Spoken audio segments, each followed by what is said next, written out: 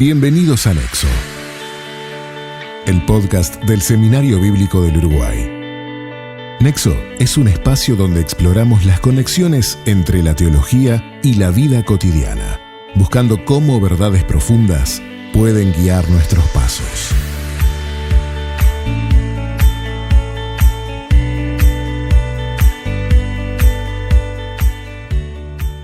Hola a todos, bienvenidos a Nexo, el podcast del Seminario Bíblico del Uruguay.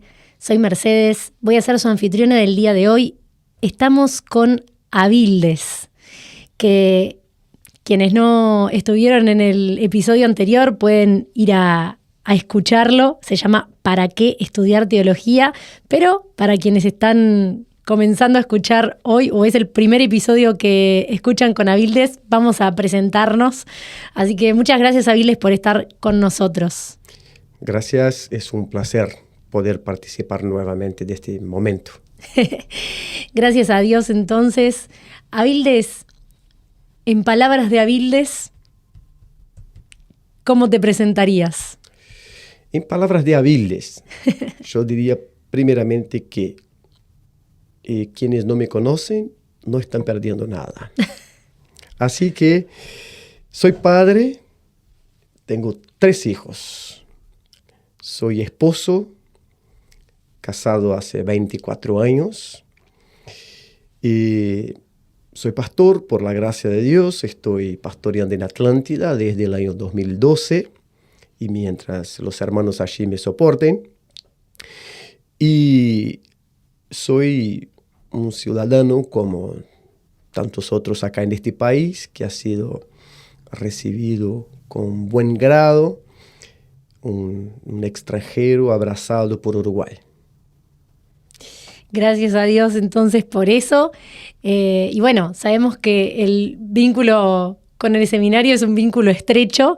Avildes es el coordinador académico de acá del Seminario Bíblico del Uruguay. Así que bueno, ¿cómo llegaste a tener este vínculo con el seminario? El seminario yo lo conocí así que llegué con un amigo en común que ya estaba en el seminario y me presentó en un momento a Ernesto. Y después de 5 o 6 años de estar acá sirviendo en la iglesia, fui invitado por Ernesto, por Andrés, a poder dar una clase dentro de un curso. Y así me fueron introduciendo en la vida del seminario. Bueno, de ahí me quedé y estoy hasta hoy, hace como, 8 años, habrá más o menos 7 que estoy por acá torturando alumnos, torturando compañeros y todo eso. Y para mí ha sido de bendición. He crecido con este proceso de enseñanza-aprendizaje acá. Sin duda para los alumnos también. Y bueno, como dijimos ya, para quien quiera saber un poquito más y escuchar el episodio anterior que hicimos con Avildes, puede ir a ¿Para qué estudiar teología?, que también está muy interesante. Pero hoy vamos a hablar sobre otro asunto. En el último retiro que estuvimos haciendo con el seminario, Avildes estuvo hablando sobre el trabajo y la teología. Entonces sabemos que Nexo tiene que ver mucho con la teología y la práctica. Entonces hoy traemos este tema que vos mencionabas en aquel taller como el trabajo, la máscara de Dios. Sí, en verdad yo me apoderé de una idea de Martín Lutero. Uh-huh. Ni más ni menos. Ni más ni menos que Martín Lutero. Y a través de un libro llamado está traducido al portugués, no lo encontré traducido al español, y en portugués está agotado y no volvieron a publicarlo. Pero se llama A Vocação segundo Lutero, es decir, la vocación según Lutero, desde la perspectiva de Lutero. Y fue escrito como una tesis por Gustav Wingren y me impactó muchísimo cuando lo leí. Y lo leí para hacer un paper que era exigencia de una materia en la maestría que yo estaba cursando sobre la teología de los reformadores, en fin, y ahí entró la necesidad de un paper. Y leí este libro, me encontré con este libro y me impactó muchísimo como teología, trabajo, vida era tratada dentro de una perspectiva completa, íntegra e integral, ¿no? Fue a partir de ahí que hablamos en este retiro nuestro sobre el trabajo como máscara de Dios. Pero no es original mía para nada, esto es de Lutero. Sí. Y bueno, pero sí introducías esta idea de Lutero para hablar un poco de esta tensión que a veces se da en los cristianos entre lo secular y lo espiritual, como si fuesen cosas separadas u opuestas. Claro, este es un problema que no es específicamente nuestro, de nuestra época, de nuestros días. Hay un otro autor que trabaja muchísimo eso, o en contra de esta división, que es Francis Schaeffer. Trabaja bastante sobre lo que perdimos al separar espiritual y secular. Entonces, fuimos entregando muchísimas cosas al ámbito secular y dejamos de dar el mismo valor que le damos a aquellas cosas que nosotros llamamos espiritual. ¿Y qué es espiritual y qué es secular dentro de esta perspectiva? Por ejemplo, orar sería algo espiritual. Espiritual, claro. Pero ir al supermercado a trabajar sería algo secular. Y dentro de algo espiritual y algo secular, ¿qué es más importante? Por supuesto, todos decimos lo espiritual. Con esto pasamos a desarrollar nuestro trabajo con cierta indiferencia y con cierto peso, porque era solamente algo que yo necesito para tener mi sueldo al fin del mes y mantener mi familia o a mí mismo, no importa quién, ¿no? Entonces, uno de los que trabajaron muchísimo en esto fue Francis Schaeffer, tratando de eliminar esta línea que divide secular y espiritual para que el ser humano empiece, y el cristiano específicamente, empiece a vivir de manera más integral su trabajo y la vida eclesiástica, la vida que llamamos espiritual, ¿no? Y entonces, en esta diferenciación, y muchas veces eso lleva a una frustración, ¿no? De muchos, bueno, ¿qué es lo que hago para una cosa, para alimentar esa vida espiritual o lo secular? Pero, ¿cuál es el impacto que puede tener el trabajo que alguien puede llamar secular, pero que en realidad forma parte de nuestra vida integral, como decías, en la vida de una comunidad? Vos hablabas de eso también en el retiro. De ahí entra esta perspectiva de Lutero. Lutero decía que nosotros somos la máscara de Dios. Exactamente ¿por qué? Porque Dios se presenta al mundo a través de nosotros y a través de nuestro trabajo. La idea, intentando ponerla de manera bastante sencilla y práctica, es así. En el contexto de Lutero, que era un contexto también que tenía bastante gente del área rural y todo, él hablaba que cuando alguien sale a ordeñar una vaca, Dios está ordeñando esta vaca. ¿Por qué? Porque esta persona es el instrumento que Dios usa para ordeñar la vaca. Pero el ordeñar la vaca no es algo que queda solamente allí, sino que se desarrolla una cadena donde mucha gente es beneficiada. El que ordeñó la vaca, el patrón que pagó al que ordeña la vaca, el que maneja el camión que va a buscar esta leche que fue ordeñada de la vaca, y así sucesivamente hasta que llega, por ejemplo, a un supermercado, y en el supermercado esto que empezó allá en el campo está alimentando el que trabaja en el supermercado. En fin, hay una cadena. Lo mismo podemos hablar en una empresa de transportes colectivo de gente, ¿no? Entonces, un chofer tiene dos posibilidades. La primera de ellas es encarar su trabajo solamente como un peso, que no deja de ser. Tenemos un tránsito que es malo, tenemos, en fin.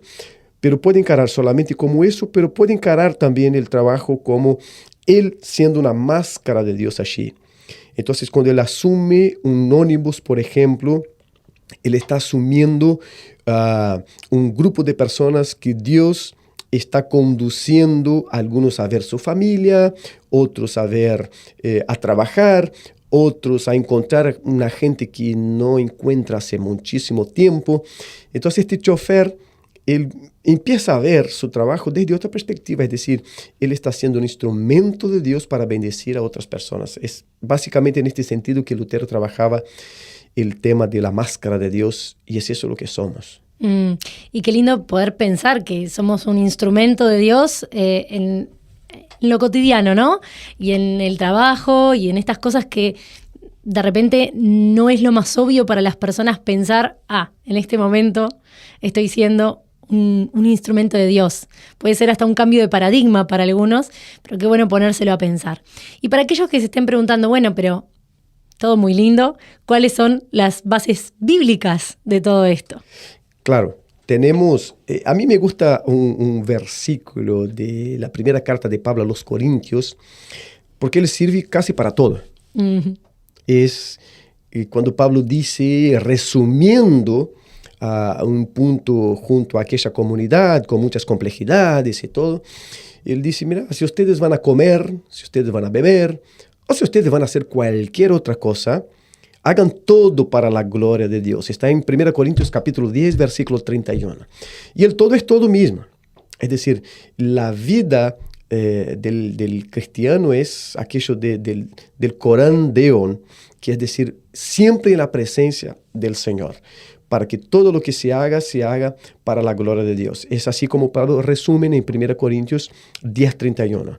Pero también el Salmo 104, versículos 14 y 15, así nos habla más del contexto quizás de Lutero, pero muchísimo antes, ¿no?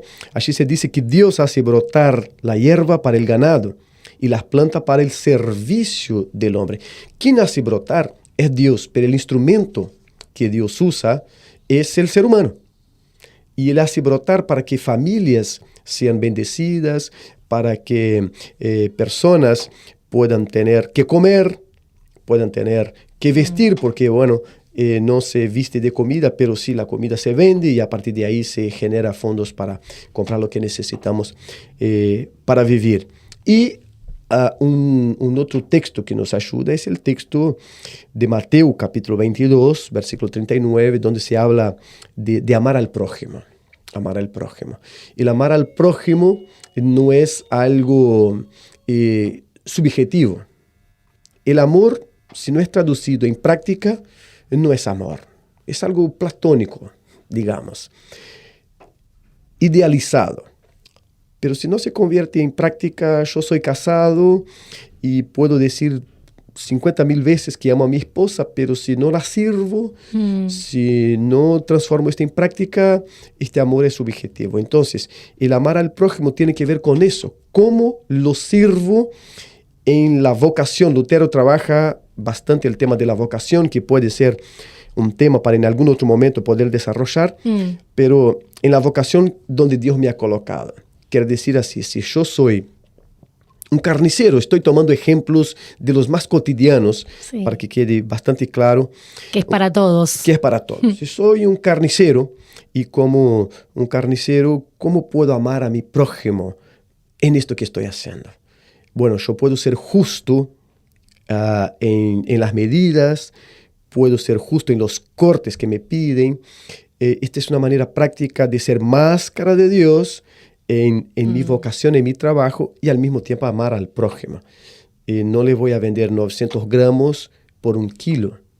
Y tampoco le voy a dar, porque veo que la persona no conoce de carne, le voy a dar una carne cuando él me pidió otra. Lo estoy amando y estoy siendo esta máscara de Dios en el trabajo ahí.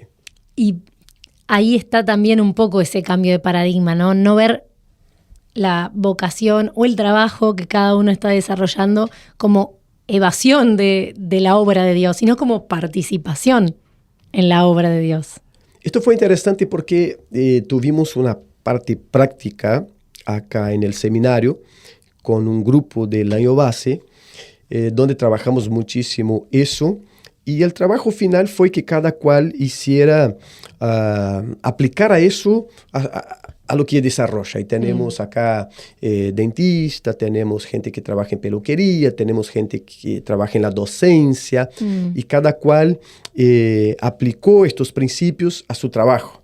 Y fue interesante escuchar el testimonio de algunos de ellos sobre cómo esto ayudó a valorar lo que hacía. Al fin y al cabo, una persona está cortando pelo y dice, pero ¿cómo estoy honrando a Dios con eso? Él está mejorando la imagen de alguien, está trabajando la imagen de alguien, y esto es hacer para la gloria de Dios. Esto es amar al prójimo, ¿no? Entonces, este cambio de paradigma viene por ahí. Cabe una observación muy importante acá. Porque, a ver, atentos todos. Sí, ¿por qué? Porque si tomamos Max Weber, por ejemplo, en La ética protestante y el espíritu del capitalismo, que es un libro que él escribió, y relaciona directamente el desarrollo del capitalismo a partir de la ética protestante, hay algo conceptualmente que no está bien. ¿Por qué? Porque esta perspectiva de Weber es que una vez que alguien es, por ejemplo, pobre, él tiene que aceptar y mantenerse en esta condición porque esto fue determinado por Dios. No es lo que se trabaja desde la ética protestante y no es lo que Lutero trabaja en la cuestión de la vocación. Y Lutero habla de la transición entre vocaciones. No es porque alguien hoy trabaja en este trabajo que él tiene que decir, esto acá fue lo que Dios me dio para toda la vida. Él puede tener ansias de crecer. Que no es estático, ¿no?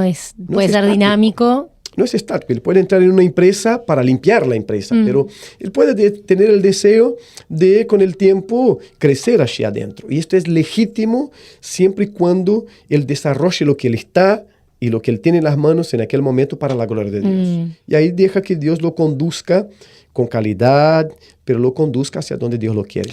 Ahí la clave es justamente no despreciar el trabajo, que no hay trabajo demasiado pequeño, ¿no? Que no se trata de eso, que todos pueden ser para la gloria de Dios, siempre que no sean pecado, ¿no? Exactamente. No despreciar lo que se tiene, que es lo que tengo hoy, es lo que Dios me ha permitido tener, y no acomodarse con lo que tiene, que uno puede crecer, puede desarrollar.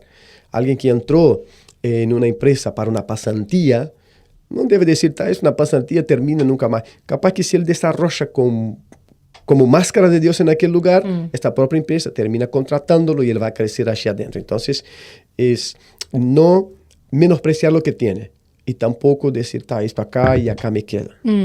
Crecer. Los hijos de Dios necesitan esta conciencia de crecer. Va a ser un médico, busque ser el mejor. Va a trabajar en una intendencia, busca ser el mejor. Entonces, esto es otra dinámica bíblica para los hijos de Dios, para los creyentes, ¿no?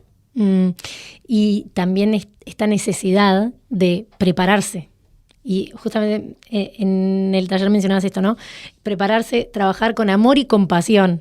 Entonces, el prepararse es algo tan importante. No importa lo que estés haciendo del otro lado, el que está escuchando, siempre hay lugar para prepararse, para mejorar. Exactamente, claro. Y bueno, no puedo perder la oportunidad de hacer una publicidad del seminario. Prepararse, si vas a preparar teológicamente, prepararse espiritualmente en el sentido de desarrollar disciplinas espirituales, nosotros estamos acá para ser compañeros de aquellos que por ventura llegue a escucharnos y dice, yo quiero prepararme más teológicamente para servir a Dios mejor, para entender esos temas con más profundidad. Entonces, aproveche 2026, está llegando, tenemos un programa todo especial que está siendo trabajado en oración y que está siendo trabajado pensando en el contexto uruguayo para servir a nuestros hermanos que quieren entender estos temas, que quieren crecer y servir a Dios con más madurez. Pero, hecha la publicidad, vamos a ampliar el espectro de lo que estamos hablando. Sí, siempre hay espacio para prepararse en el área que esté, en lo que se sirva. Es un peluquero, una peluquera. Hay un espacio para crecer y ser la mejor peluquera de Uruguay, no por orgullo, sino para servir mejor a las personas, al prójimo y glorificar a Dios con eso, en lo que esté. Yo siempre digo que una de las, o quizás la primera manifestación del Espíritu Santo de Dios en la Biblia, como llenura del Espíritu Santo, no acontece en un sacerdote, no acontece en un contexto del templo, sino que acontece en un trabajador que va a ayudar a preparar el templo que el Señor había pedido. Entonces va a acontecer la llenura del Espíritu Santo, es una de las primeras referencias que tenemos en el Antiguo Testamento, la llenura del Espíritu Santo para alguien a quien Dios estaba dotando de un talento especial para ayudar en la construcción del templo. Entonces, ¿qué es algo espiritual? Espiritual es toda manifestación de un Hijo de Dios que es habitado por el Espíritu Santo. Ese es espiritual. ¿Y por qué entonces, Avildes, muchas veces se toma el trabajo como pesado? ¿De dónde viene eso? Importante e interesante. Tenemos que considerar también que vivimos en un mundo caído. Vivimos en un mundo caído. El trabajo es una creación de Dios, y es una bendición de Dios, y es una necesidad humana. Pero el pecado no afectó solamente el ser humano en su constitución como persona, sino que en sus relaciones, en todos los ámbitos. Entonces es pesado, ¿por qué? Porque, bueno, yo estoy en una empresa donde me explotan. Es pesado. Y bueno, puede decir, esto es porque es un patrón no cristiano. Infelizmente tenemos también con patrones que son cristianos, pero en una mentalidad de siempre producir, termina explotando, pagando poco. Esto es parte de vivir en un mundo caído donde el trabajo pasó a ser algo pesado. Ahora, que haya pasado a ser algo pesado, no significa que no sigue siendo algo de Dios. Y ahí yo quiero recomendar otro libro que habla de la creación recuperada. Este es el nombre del libro, La creación recuperada. Si buscan ahí en el Google, en cualquier lugar lo van a encontrar. Y ellos trabajan dos conceptos, estructura y dirección. Para entender bien eso, ¿qué es la estructura? La estructura es lo que Dios creó. Dios creó el amor, porque Dios no ama, Dios es amor. Y Dios, que es amor, creó el amor. Pero hoy, en nombre del amor, hay asesinatos, hay violencia doméstica, hay violencia callejera, todo en nombre del amor. Con esto, no podemos pensar que el amor está mal, sino que el direccionamiento que hemos dado al amor está mal. Porque como seres pecadores que somos, aún aquellos redimidos, direccionamos mal la estructura que Dios nos dejó. Y esto es lo que pasa con el trabajo. El trabajo es una creación de Dios. Dios engendró, por así decir, un jardín en el Edén, y allí puso a Adán y Eva para cuidarlo, para cultivarlo, para trabajar. Pero después del pecado, nosotros direccionamos mal el trabajo. Entonces, buscamos trabajar lo mínimo posible, no cumplir lo que debemos cumplir. Después hay otros factores para trabajar. Pensemos en Uruguay o en Montevideo. Tomamos un ómnibus lleno de gente, voy parado a las 6 de la mañana, 50 kilómetros. Después, a las 7 de la noche, me tomo el ómnibus nuevamente, vengo parado a mi casa, llego cansado, al otro día tengo que salir de madrugada. Esto es pesado, pero esto no elimina el hecho de que el trabajo es una bendición de Dios y que mientras vivamos acá tenemos que desarrollarlo para la gloria de Dios también. Así es, y bueno, con esta perspectiva de que lo cotidiano también es para servir a Dios y para servir al prójimo, y también, como no podía ser de otra manera, en un episodio con Avildes con varios libros recomendados para leer y tener en nuestra biblioteca. Entonces, para ir cerrando ya, te pregunto, ¿qué le dirías a una persona entonces que está de repente frustrada porque piensa que, bueno, en su trabajo no hay espacio para el servicio a Dios, ¿no? Con esa perspectiva. Yo diría lo mismo que Pablo dijo a los Corintios. Todo cuanto vayan a hacer, hagan para la gloria de Dios. Si es un trabajo legítimo, Partimos de este principio. El tema del trabajo también hay varias consideraciones.